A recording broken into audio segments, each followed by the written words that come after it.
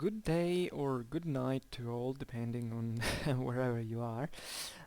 Today I want to discuss a big topic, which is part of a greater one that I have to tear down to little parts, but every one of these parts is going to be a big block on its own. I would like to discuss certain aspects of the expansion of the Italian communes or comuni in Italian from a juridical and ideological point of view, which is strictly political, by the way, as well, and everything that derives from it, so military, economical, social. And the chapter about the Italian Comuni is one of the most important of the Western Middle Ages. As you know, Italy owns this first place during the Low Middle Ages for the development of its city-states that were extremely wealthy, extremely powerful, especially compared to other entities, political entities in Europe at the time.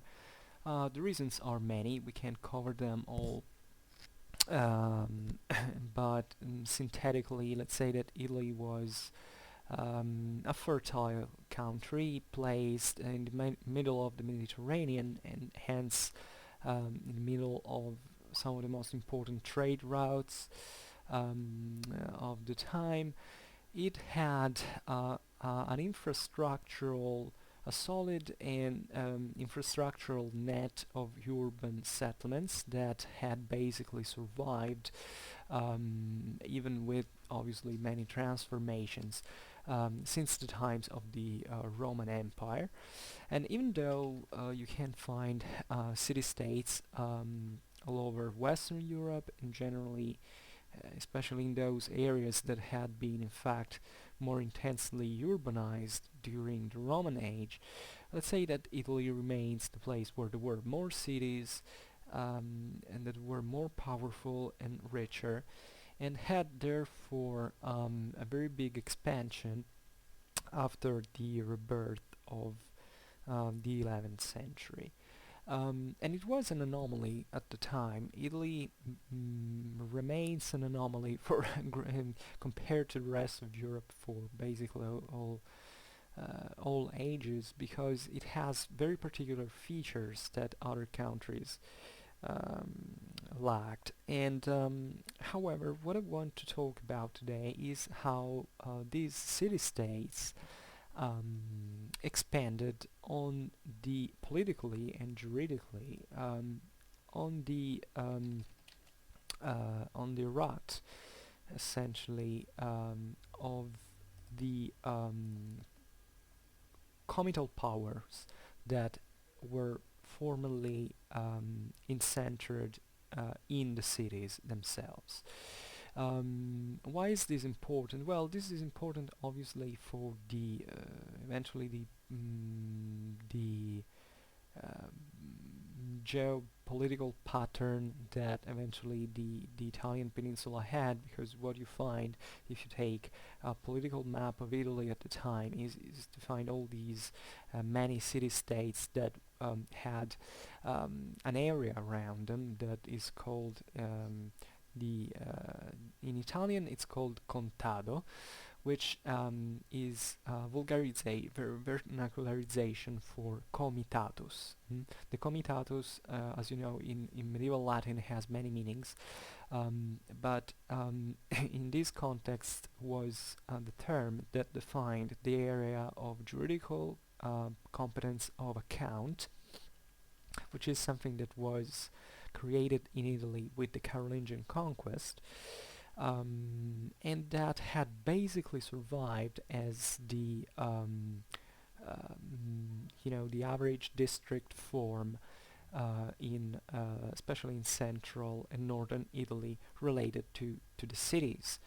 Why is this? Because when the Franks invaded Italy, they found that the Longobards had built their power unlike in France and in Germany, on the cities. So while the Franks had normally these very vast estates that normally were autonomous from the cities, in Italy the local Longobards dukes and vassals ruled from the city itself. And that was obvious. I mean, there were some obvious strategic reasons for this because cities were normally fortified.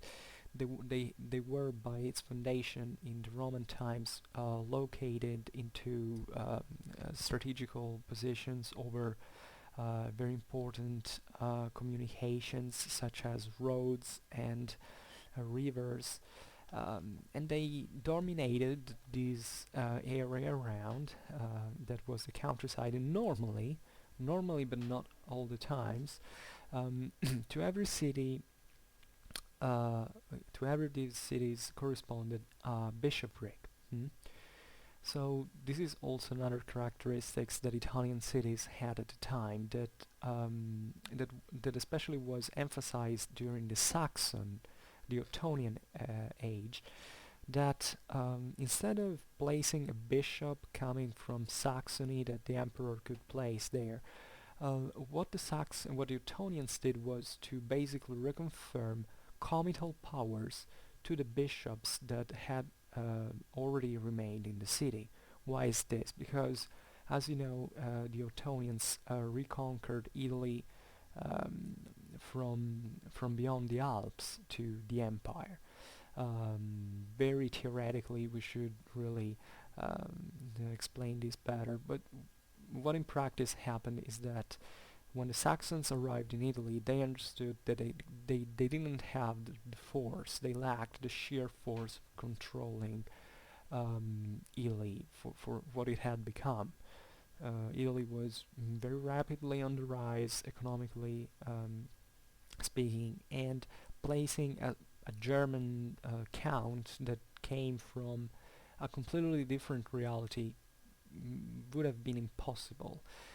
So the easiest thing that could be done by the Ottonians was to reconfirm the old Carolingian comital power to those powers that had already taken it. And since while the counts died out essentially, the bishops had remained during the centuries always in the city because they were something that that had always been there, and there was no other place where bishops could go, while many other noble laymen had basically developed their estates, just like in France or in Germany, in the countryside, and therefore out of the cities. The bishops were already there. But with the rebirth of the 11th century, what happens is that partly there is a process of urbanization of noblemen that entered the city and began to build up together with the urban community a new different experience, which is in fact the Commune, which became a political entity on its own within the city walls, often competing with bishops sometimes, sometimes together. It depends on the various political games that were being played in that context. And they began to expand its power even beyond the walls. So what happens is that the Commune at this point, in order to stress the legitimacy of its power, began to expand in the comitatus. I mean, it began to say, everything that belonged to the count or to the bishop or to both, because there were count bishops in practice, not that there were counts proper, but there were bishops with comital power officially given by the king or the emperor. We expand within this district, which is the natural one that the city should have, and therefore we as a commune should have. And there is a very rapid expansion. As you know, these Italian city-states made a very big leap forward during the 12th century, and at the same time, in the mid of the same century, you find Otto von Freisengen, um, who was from Freising, sorry, not from Freisingen, was one of the most famous German chroniclers and churchmen. He was the son of the Margrave of Austria. You know, he was um, very close to the Hohenstaufen, who at the time were in fact fighting against the Italian the Lombard League. So therefore, to these Italian cities that had refused to pay the traditional taxes to the emperor that had come back since after an absence of a very long time. And so Otto von Freising was obviously a German, so as I was saying before, he lived in a completely different condition than Italy.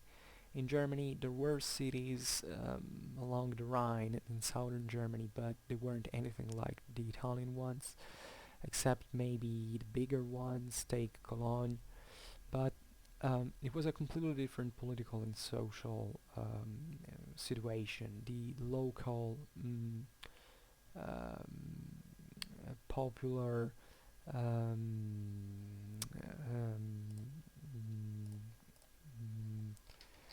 the local popular social classes didn't have enough power to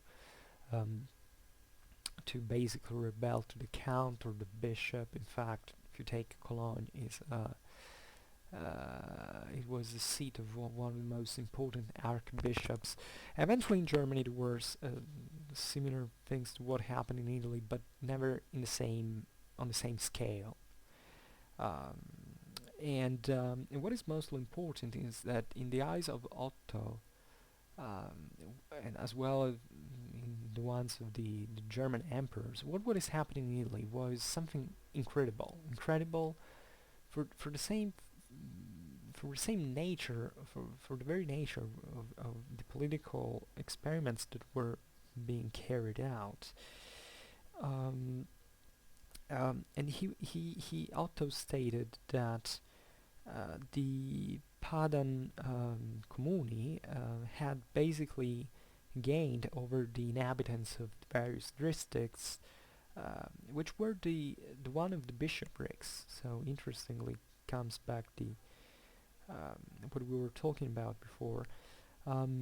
They had been able to exercise a territorial and political hegemony that was so strong that it was very rare to find.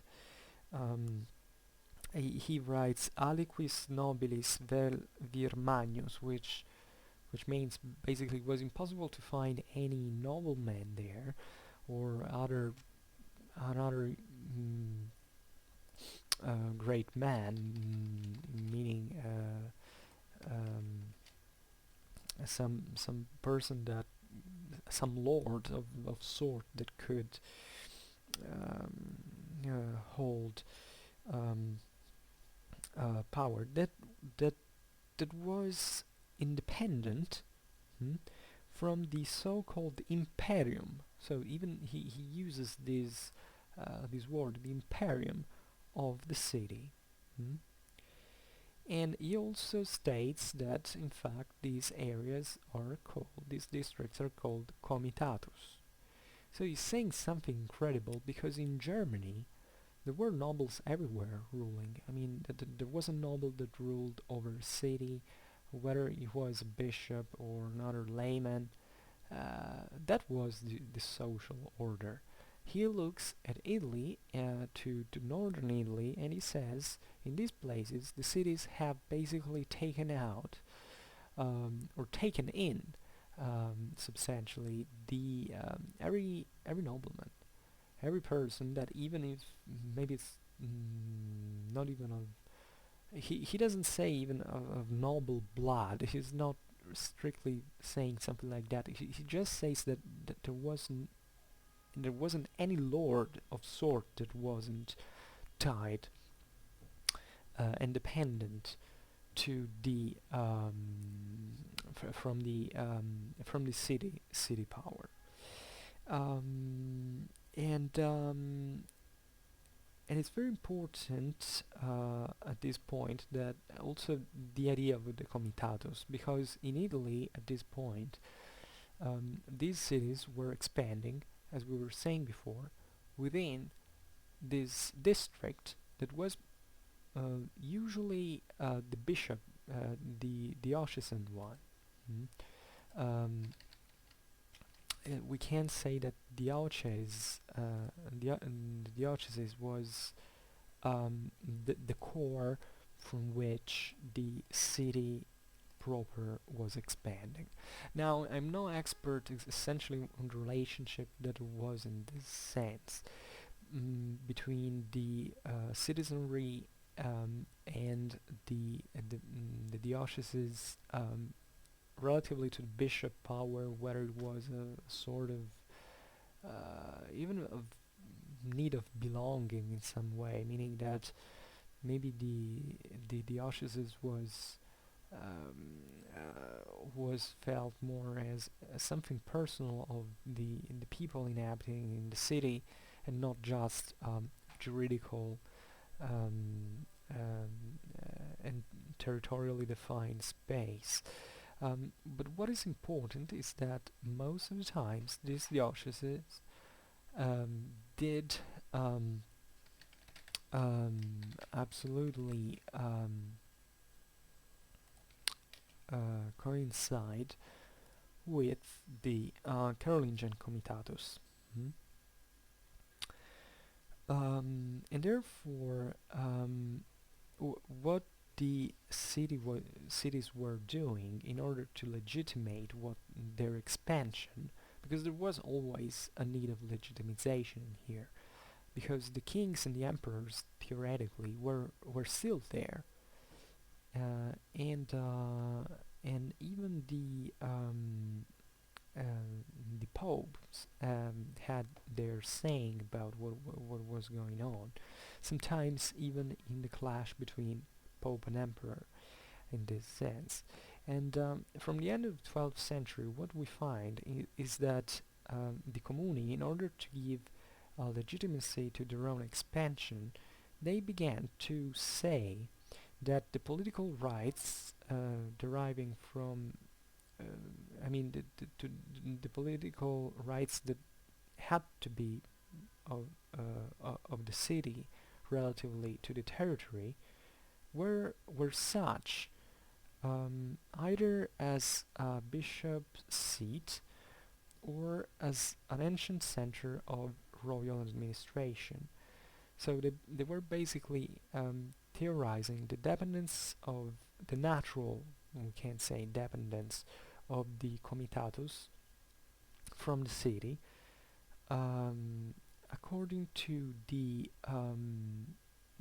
idea of the peasants inhabiting the area around, depending and having respect and obedience towards the city, which is something that had a great meaning, especially from an ideological point of view, and that it mixed both the let's say the like aspect of terrestrial power given by the emperor with the comitatus that coincided with the district, and the idea of the mother church that had this diocese around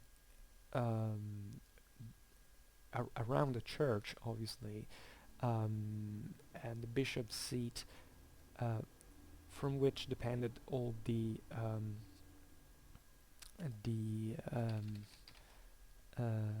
believers around the city. So in a sort of hierarchical fashion.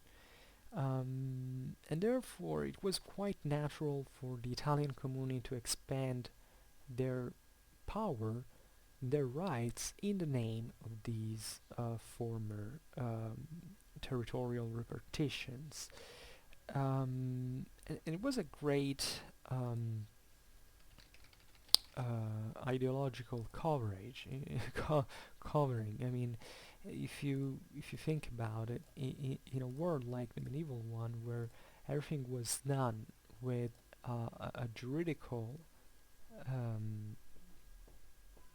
um, with a juridical consensus that had to be sanctioned by authorities that weren't just the first guys that had come, but were normally the emperor or even the pope. Having these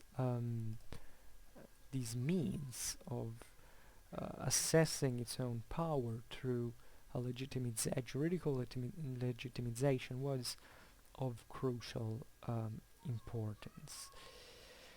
And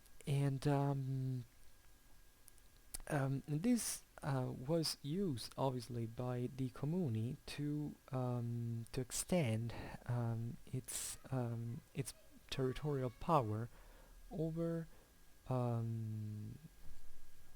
the local population, the lay and ecclesiastical lordships, and also another Commune, which were the rural ones, because the Commune in this sense is a novelty. It wasn't being born out of just out of the dioceses and the comitatus.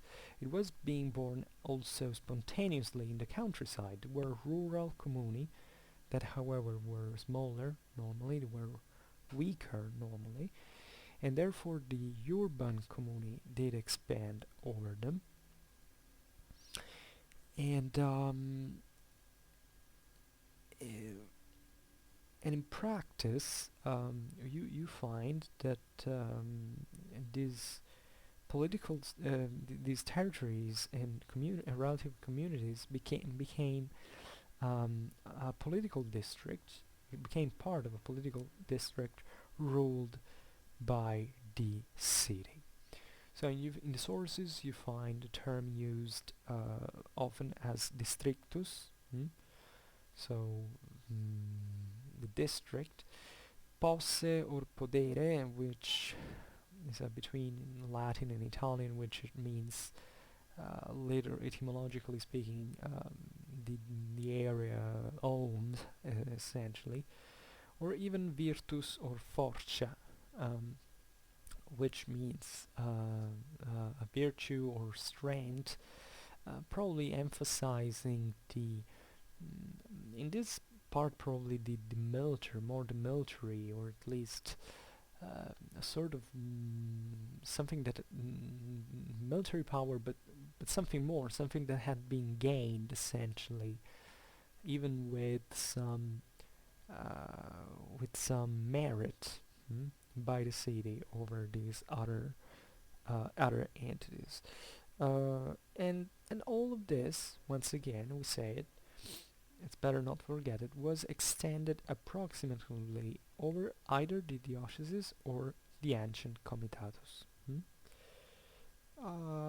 However, this is probably the most interesting thing of the video, is that this ideological theory that the Communi were fabricating couldn't be applied to all of these cities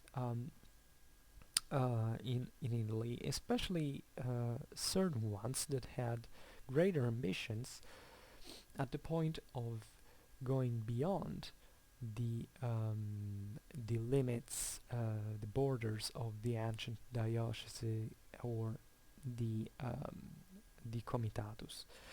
And we have, for instance, Milan, Genua and Pisa, so some of the most important Italian cities at the time, and for the obvious reason that they were going far beyond their already since from the first half of the 12th century, well beyond the the borders of the diocese and of the comitatus. Take Milan. I made a video about Milanese expansion in 12th century, which is very interesting from this point of view. It was creating especially a dominion in the whole Lombardy almost, so something very big that far exceeded the territorial pertinences given by the public authorities or the ecclesiastical ones. And Genua and Pisa were famously, busy in creating a very big dominion in the Tyrrhenian islands of Corsica and Sardinia.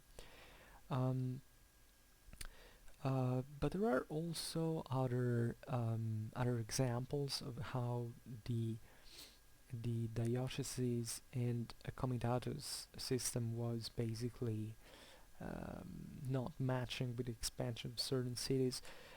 First of all, there were those cities that weren't actually born out of urban centers proper, that are called semi-urban, like Prato in Tuscany or Chieri in Piedmont, because they had never been seat of a bishop and not even of counts in the past. So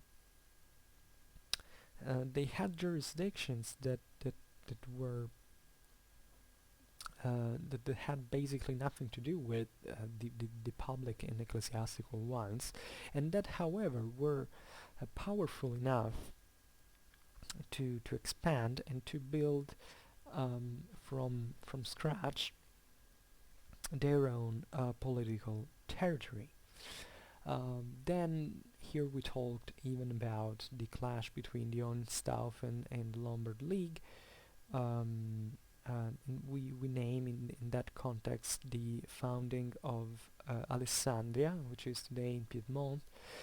At the time was Lombardy, geographically speaking, which was a city founded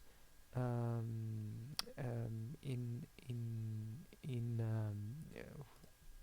name of the Pope Alexander by the Lombard League, right after the half of 12th century, and for which it had been created its own political domination through a comitatus on its own that was created at that time. So you see how what's the degree of experimentation here, and how fluid and really hyperkinetic the situation in Italy was. And there is at the end of this video the case of Florence.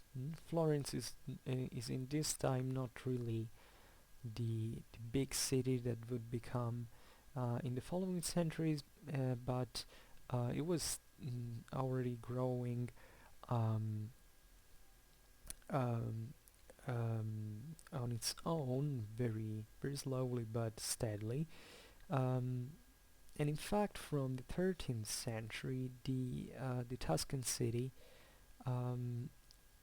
began to expand over the countryside, and especially to subordinate some members of the very broad Guidi family, were counts, but a very extended one. It had various branches, and therefore the city could play even on the rivalries between them, and through which Florence cumulated rights and domains that relatively to the distribution and the properties of these powerful house of the counts Guidi began to expand even beyond the Apennine, on the side of Romagna, so in northern Italy, and towards the cities of Forlì and Faenza. So this was it. And I personally think that this period is very important because it shows really the seeds of what would have been eventually in a few centuries the great Italian expansion with the Renaissance, and it all starts from here. It's all from these cities that were basically growing on their own, showing this level of autonomy that they displayed immediately from since when the Comuni began um, their journey. And communal history is quite interesting, especially at the beginning, because we don't really know very well what happened, because the Comuni have these characteristics that they expanded more or less with the same times. Mm. I mean, even the forms of political organization normally starts take the consulship or eventually the podestà later. That they all began in the whole and central Italy in the same decades. So it's fascinating to see the local perspective of these cities and how they were building their territorial power. But it's also very interesting to see how much in connection they were one with each other and how they shared um, the same experiences with an obvious evidence of very intense contacts and interaction.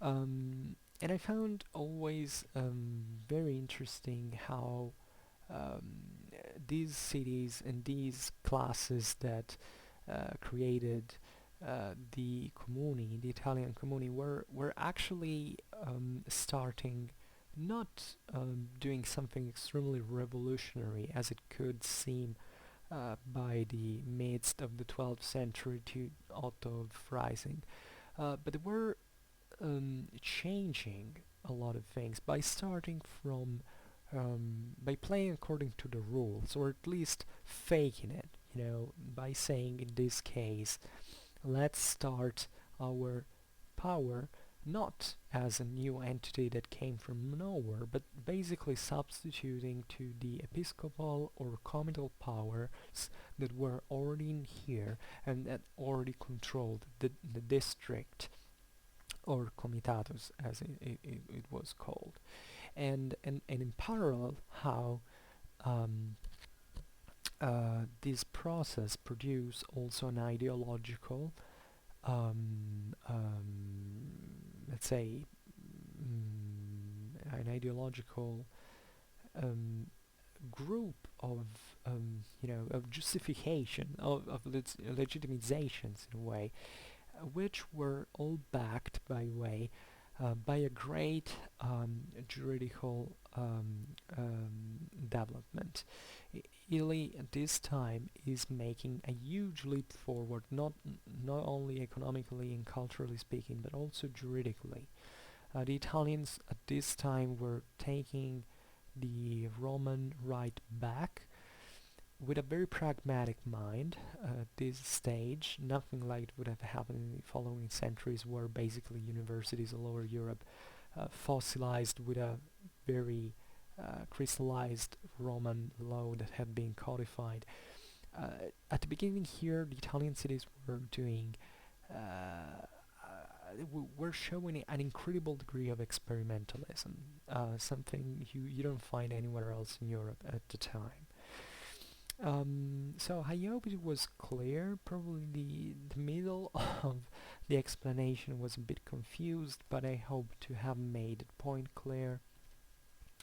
I'm very glad to make these videos. If you want to hear more for them, just leave a like, subscribe to my channel, or leave a comment. Just send me an email. If you want me to talk about a certain specific topic of the Middle Ages, or if you have any question I can answer you, I will be very glad to do it. Please ask, and really stick around if you like these contents, because it's all about sharing and making this channel grow if you're interested about the contents. And the faster we do it, the better we can have fun, the more I can produce. So I wish you a nice time. See you next time.